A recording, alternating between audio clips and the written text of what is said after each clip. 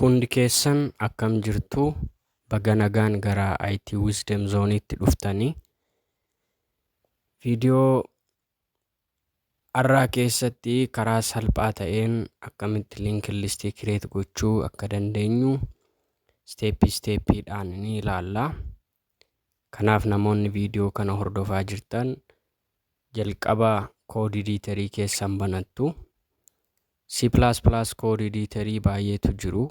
Kan akka Dev C++, VS Code, CodeBlock yookiin online compilerii, GDB keessaa tokko filattanii banattu. Ani ammaaf Dev C++ fayyadama. Erga editorii keessan banattanii jalqaba irratti akkuma beekamu header faayiloota barreeffannaa kanneen akka include iostream using namespace std. Isaan kun faayidaa mataa isaanii qabu.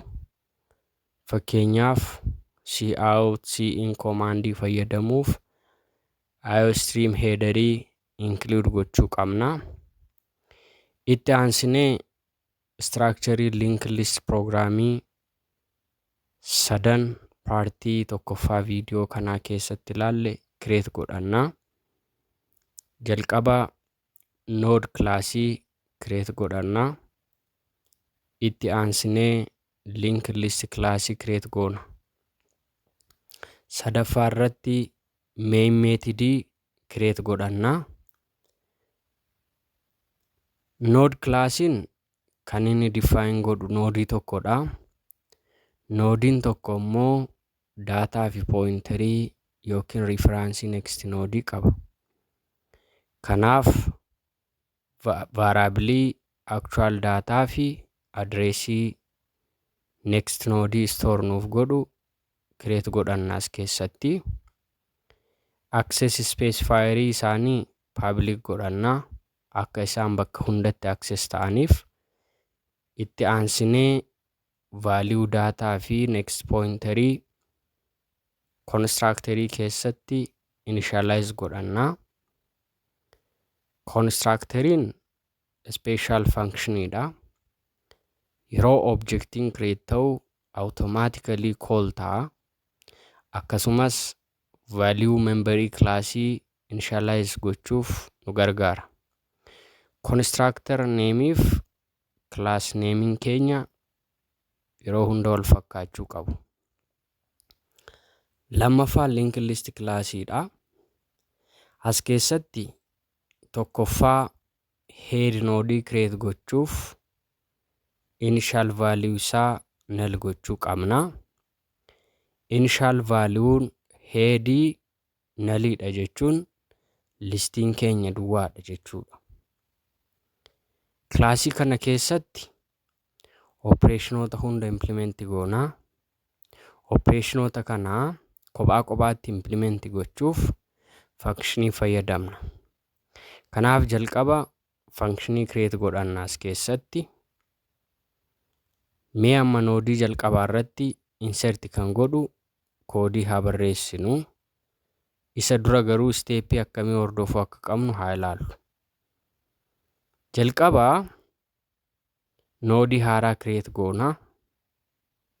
Akkuma argaa jirtan line of coding kun heap memory keessatti nodii haaraa create godhee addressii isaa pointerii new node jedhamu keessatti nuuf ka'a. Steepiin lammaffaa irratti listiin keenya duwwaa ta'uuf dhiisuusaa check godhanna. Karaa biraa head nodiin null ta'uuf dhiisuu isaa check goona jechuudha. Yoo headiin nullidha ta'e new nodiin headii ta'a. Listiin keenya empty miti taanaan isa duraan headii ture dursinee nodii haaraa insert goona. Kana jechuun new node nextiin nodii isa duraan headii ture ta'a. Nodiin haaraan headii ta'a jechuudha. Kanaaf gara editorii keenyaatti gaafa deebinu jalqaba akkuma isinitti himee functionii insert at the beginning jedhu parameetrii tokko kan qabu create godhannaa.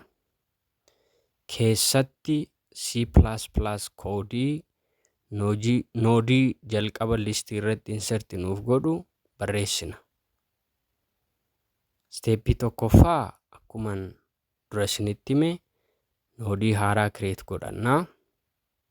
Noodii haaraa create gochuuf new node pointerii create goone new keywordii fayyadamne noodii haaraa create goonaa.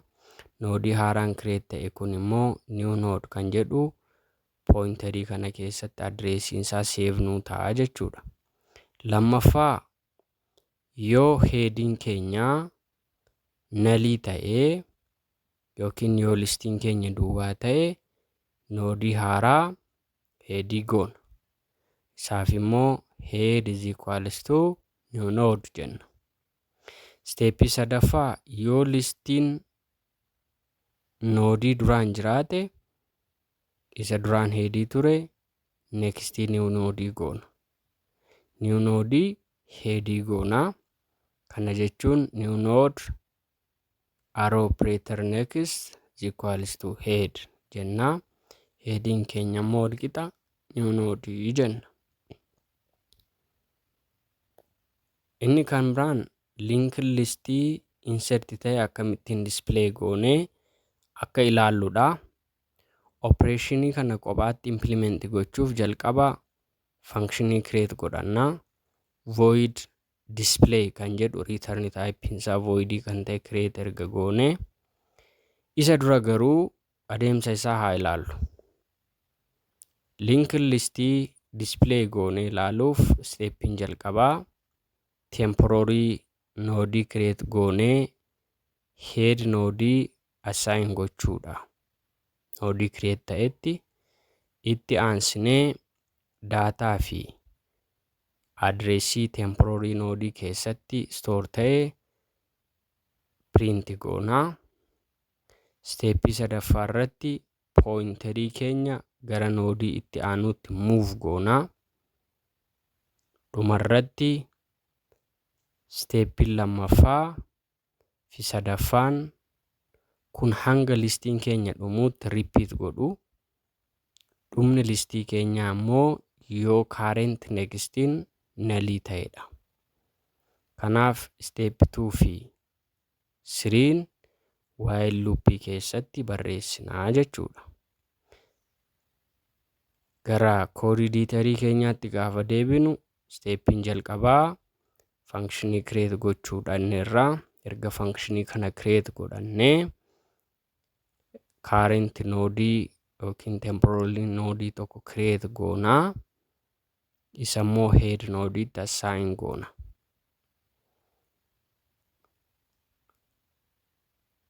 Steepiin lammaffaa daataa fi pointerii yookiin adreesii keenya print gochuudha. Kana gochuuf immoo cout jennee current data space akka nu kennu akka kanaatti current next jenna kun adreesii display nu godha. Then space akka nu kennu akka kanaatti barreessina. Steepii sadaffaa noodii keenya gara nextitti move gochuudha. Current next jechaa deemnaa jechuudha. Isa kana immoo deebisee current kan jedhu irratti update ta'aa deemaa jechuudha valuun isaa. Dhuma irratti isaan kana step 2 fi 3 while loopii keessatti cut goone akkaataa kanaan repeat akka isaan ta'an haga dhuma noodii keenyaatti move ta'a print gochaa akka isaan deeman goonaa jechuudha. Dhuma irratti main method keessatti objectii create goone akkasumas immoo functionoota armaan duraa as keessatti call goonaa. Linked list jennee list kan jedhu maqaa classii keenya irraa objectii list jedhamu create godhanna akka kanaatti. objectii kanaan immoo functionii keenya access goonaa. Fakkeenyaaf list.function name jennee insert at the beginning kan jedhu parameterii qabaasa. Kanaaf immoo argumentii kennina yookiin value pass goona akka kanaatti. Then display kan jedhus akkasuma call goonaa jechuudha. Output isaa run goonee haa ilaallu. Amma noodii tokko duwwaa akkaataa kanaan insert nu godheera. Mee ammas noodii biraa haa daballu. Akkaataa kanaan noodii biraa insert goonaa. Output isaa gaafa laallu noodii haaraa jalqaba irratti akka kanaatti add nuuf godheera. Akkuma dura isinitti himee actual value address next noodii qaba. Noodiin inni dhumaa garuu address next noodii hin qabu. 0dha kasirraa arginutti. Ammas noodii biraa yoo add goone akkuma isa duraa jalqaba irratti add nuuf godha. Kunis actual value qaba. Address next noodii qaba. Noodii inni lammaffaas akkasuma actual value address next noodii qaba. Noodiin inni dhumaa kun garuu actual value malee address next noodii hin qabu.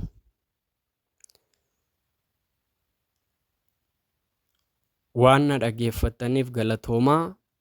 Viidiyoo itti aanuun immoo akkamittiin noodii dhumaa fi gidduu listii keenyaatti akka add goonuu fi akkamitti noodii delete akka goonu waliin ilaallaa. Hangasitti nagaan naaf turaa. Subscribe, like, share gochuu hin dagatinaa.